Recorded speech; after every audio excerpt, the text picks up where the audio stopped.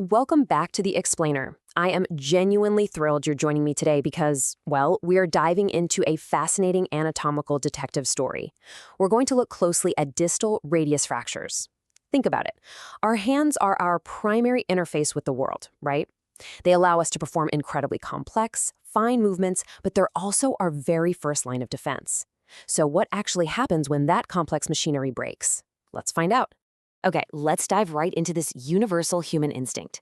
Picture this. You trip, you lose your balance, and literally, without even thinking, your hands shoot out to brace for the fall. It's a completely automatic reflex. But when your hand hits the ground, an immense amount of physical force shoots straight up through your wrist. And unfortunately, sometimes the ground wins. Here's our roadmap for today. We'll cover the anatomy of a fall, the demographics of the break, the history in the bones, diagnosing the damage, the vital measurements, and finally, fracture profiles and instability. Part 1. The anatomy of a fall.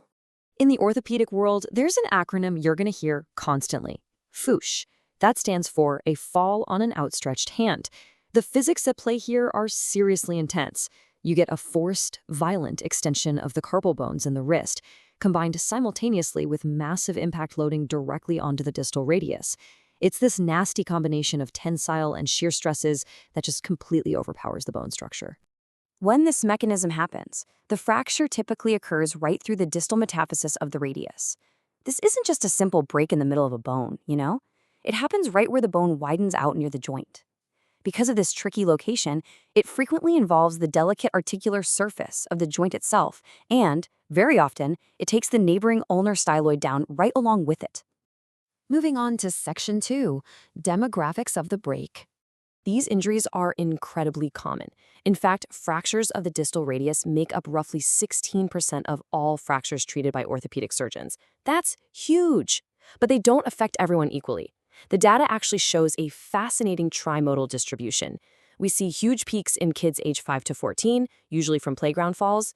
Then we see males under 50, typically from high-velocity trauma like sports.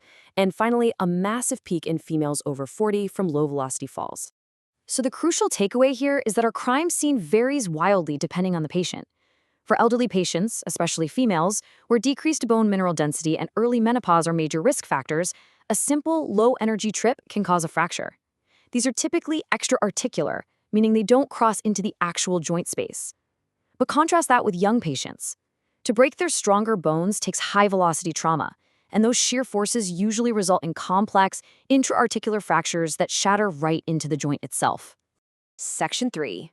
History in the bones. Let's take a quick historical detour because the pioneers here are really fascinating. The very first surgeon to actually recognize these specific injuries was Puteaux back in 1783, though his work wasn't widely publicized at the time.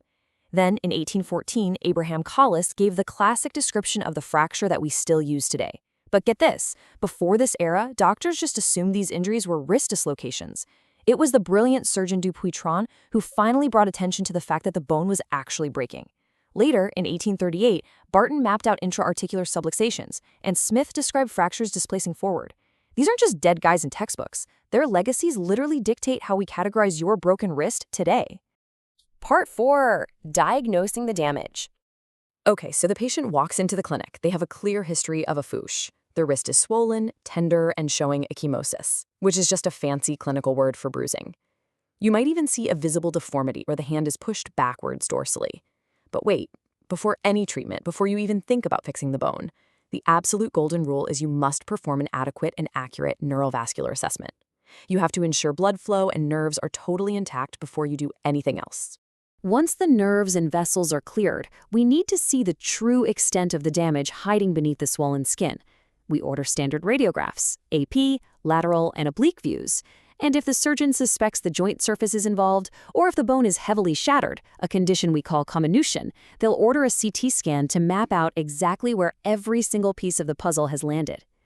Section 5. The vital measurements. See, the hand isn't just a solid block of bone. Its complex, fine movements rely on incredibly precise anatomical geometry, specifically looking at the distal radial ulnar joint congruity. If the bone heals even slightly out of alignment, the patient might permanently lose the ability to comfortably bend their wrist to type or twist their arm to open a door. To prevent that, we methodically measure the X-ray against strict normal ranges. The palmar tilt should be exactly 11 to 12 degrees. Radial inclination should sit right between 20 and 23 degrees. We also check the ulnar variance, which should be neutral or slightly negative, around 0 to -2 millimeters, and radial length, which must be 10 to 12 millimeters. It really is a game of millimeters here, and these angles matter. So what are the red flags? When does an X-ray literally scream unstable? Here's the authoritative checklist. If there's more than a 2 millimeter step-off inside the joint surface, that's bad news. We also look for greater than 10 degrees of dorsal tilt, less than 15 degrees of radial inclination, or a loss of radial height greater than 5 millimeters. We also watch out for comminution across both cortices or an irreducible fracture. These are the critical indicators that alert a surgeon that simply putting a cast on this wrist just won't work. The bone will collapse. Finally, Section 6, Fracture Profiles and Instability. When we compare fracture profiles, we have to start with the classic Colles fracture. This is an extra-articular break right at the corticocancellous junction, within 2 centimeters of the articular surface, where the distal fragment displaces dorsally, or upwards. It can involve 6 different types of displacement, and often accompanies a fracture of the ulnar styloid, signifying torn ligaments. Now, contrast that with the Smith's fracture. Here, the distal fragment displaces forward, in the volar direction. This creates a very distinct visual deformity that historically has been described as looking like a garden spade. Then we have Barton's fracture. What's really interesting about this one is that it's an intra-articular fracture, resulting in subluxation. The actual rim of the distal radius breaks off, and tragically, the joint slides completely out of place, either dorsally or volarly, following that broken piece of bone. 2 more fascinating profiles for you. The chauffeur's fracture, also known as Hutchinson's fracture. It's a clean break isolating the radial styloid. It got its name because it was a super common injury when the starting handles of early automobiles would violently backfire and smack the driver's wrist. No way, right? Then we have the die punch, or lunate lode fracture. This is a severe intra-articular injury where the lunate bone acts literally like a blunt punch, driving downward and crushing the articular surface of the radius. So when do we actually operate? Well, while many simple, non-displaced fractures can be treated conservatively with just a cast, surgical fixation becomes absolutely necessary when those severe disruptions occur.